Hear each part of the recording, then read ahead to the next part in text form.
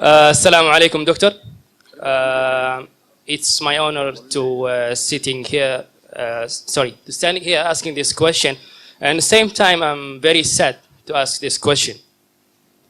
If the Quran is a book of the guidance, and the Islam is a religion of the knowledge and all this, then why we are Muslim as a nation, as a majority, we are standing in the back among the nations?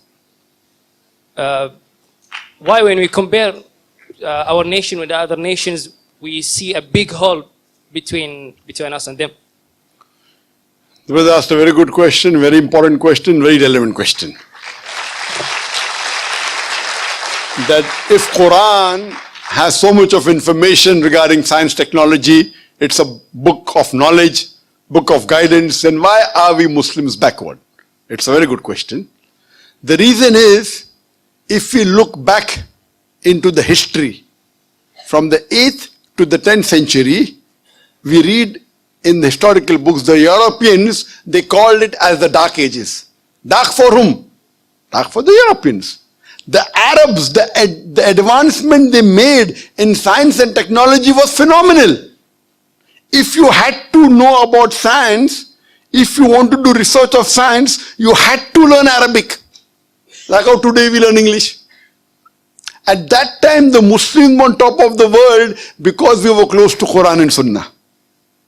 Today, the reason the Muslims are backward is because we are far away from Quran and Sunnah. So Quran is not to blame, you and I are to blame.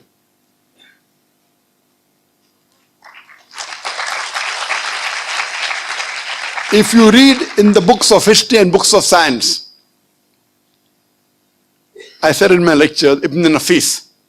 Ibn Nafis, 600 years after the Quran was revealed, was the first to describe the blood circulation. In a textbook, we know about William Harvey, we don't know about Ibn Nafis. So two reasons. Number one, Muslims have gone away from Quran and Sunnah. Number two, media. You know, media also plays a big role in it. In our textbook, in my school, I never heard about Ibn Nafis. After when I did research, I came to know. In my textbook was mentioned William Harvey. The first person who drew the world map of the world was Al-Idrusi. In 1154, he was a Muslim. Do you know the numbers that we have? 1, 2, 3, 4. What's it called? What's it called? 1, 2, 3, 4. What is it called? Say loudly. Arabic numerals. How we have Roman numerals? 1, 2. Arabic numeral. Why? Because 0 was first introduced by the Indian. The Arabs took it up, put a decimal point, and we have the Arabic numerals. If you know about Al-Fajar, he was the one who discovered the Pythagoras theorem, which we learn in school. We learn Pythagoras theorem, we don't know the name of Al-Fajar. The square of the hypotenuse is equal in a triangle. The square of the hypotenuse is equal to the sum of the other two sides of the triangle. Do you remember or you've forgotten? You remember, na? MashaAllah, good student. Who was the person who discovered it? Now you came to know, correct? Better late than never. Al-Fajar, Muslim.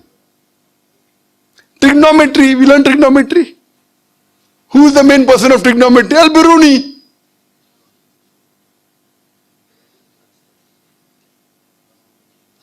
We learn chemistry. Who's the father of chemistry?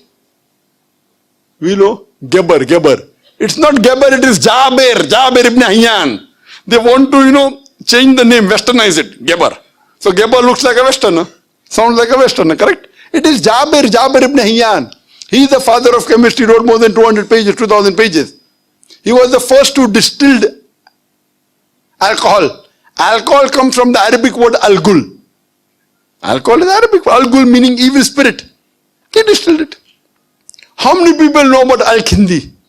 At the time when Newton, who's the biggest scientist in the world history, Newton said all laws are absolute. Al-Kindi said no, all laws are not absolute, they are relative. Later on, Albert Einstein came. All have heard about Einstein. How many of us have heard about Al-Kindi?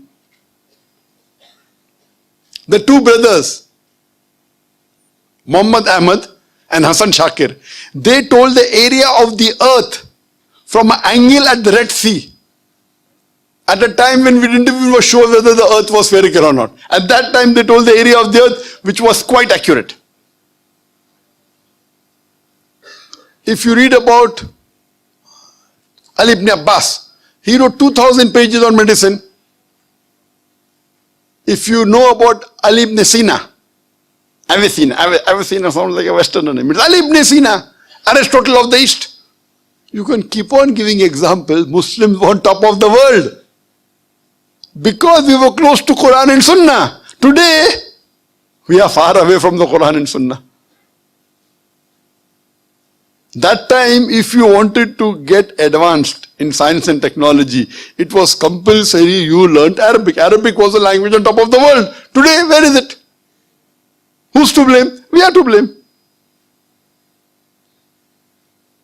So my request to all the Muslim brothers and sisters, you go back to the Quran. Study the Quran. Quran is the most positive book in the world. It's a proclamation to humanity. It's a fountain of mercy and wisdom. It's a warning to the heedless. It's a guide to the erring. It's an assurance to those in doubt. It's a solace to the suffering and a hope to those in despair. You can get all these benefits only if you read the Quran with understanding. If you don't know Arabic, read the translation of the Quran in the language you understand the best. Implement it, inshallah, it will be a guidance for you for your full life and you'll see your life change. Hope that answers the question.